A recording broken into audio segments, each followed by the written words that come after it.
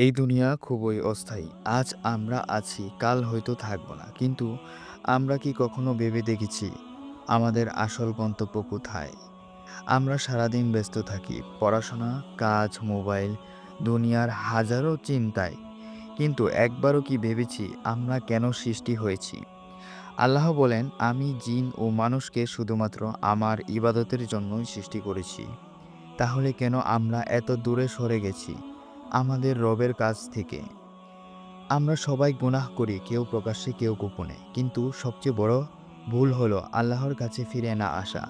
শয়তান আমাদের মনে ভয় ঢোকায়। তুমি অনেক পাপ করছো, আল্লাহ তোমাকে ক্ষমা করবেন না। কিন্তু এটা মিথ্যা। আল্লাহ তাআলা বলেন, হে আমার বান্দারা, যারা নিজেদের উপর জুলুম করছো, তোমরা আল্লাহর রহমত থেকে নিরাশ হইও না। আল্লাহ সবসময় আমাদের জন্য অপেক্ষা করছেন।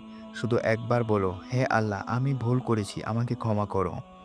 তুমি যদি এক কদম এগিয়ে আসো, আল্লাহ তোমার দিকে 10 কদম এগিয়ে আসবেন।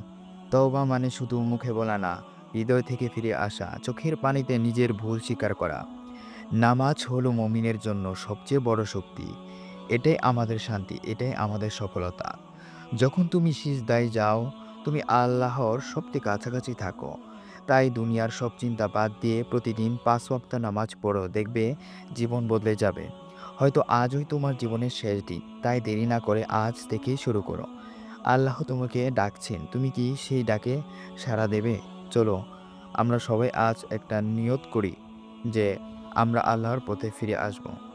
যদি ভিডিওটা তোমার হৃদয় ছুঁয়ে যায়, তাহলে শেয়ার করো।